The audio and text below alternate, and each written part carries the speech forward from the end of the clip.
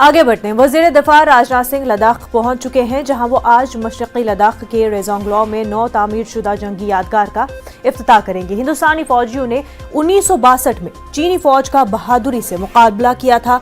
जरा के मुताबिक यादगार का इफ्तिताह करने के बाद वजीर दिफा खित्ते में लाइन ऑफ एक्चुअल कंट्रोल के साथ चीन के साथ जारी सरहदी तनाज़े के पस मंजर में फौज के आला कमांडरों के साथ सिक्योरिटी सूरत हाल का भी जायजा लेंगे। Chief of defence staff general Bipin Rawat भी लद्दाख के दौरे के दौरान वज़ीर दिफा के साथ मौजूद रहेंगे। वाज़ेह हो कि army chief general MM Naravane Rezang La में होने वाली तकरीब में शिरकत नहीं कर सकेंगे, क्योंकि वो इसराइल के 5 रोजा दौरे पर हैं।